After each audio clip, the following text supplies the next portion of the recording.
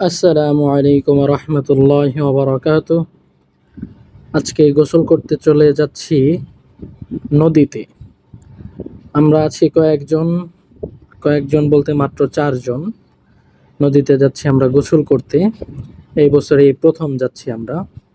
4 জনের মধ্যে আমরা এই 4 জনই আছি। এই যে আমি আছি এইখানে।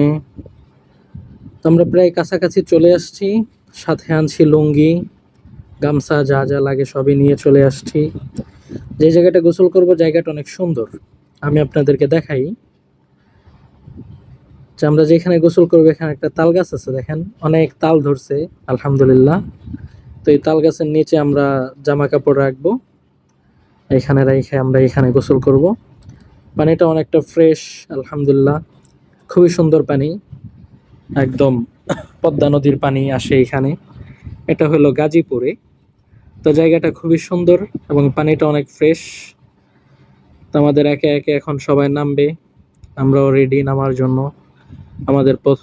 আমাদের রনি শিকদার নামলেন, সাহসী পুরুষ, বীর পুরুষ। এরপরে নামবেন আমাদের তরিকুল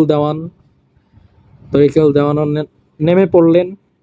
এখন নামবেন আমাদের সবার প্রিয় বাইজিদ দেওয়ান। ওই দেখো লাফ দিয়ে নেমে গেছে, কিন্তু আমি লাফ দিতে পারবো না, কারণ আমার হাতে মোবাইল, আর আমার মোবাইল ওয়াটার প্রুফ না। তাই আমাকে ধীরে সুস্থে নামতে হবে এবং গোসল করতে হবে ধীরে সুস্থে, যাতে ফোনের মধ্যে পানি না ঢোকে।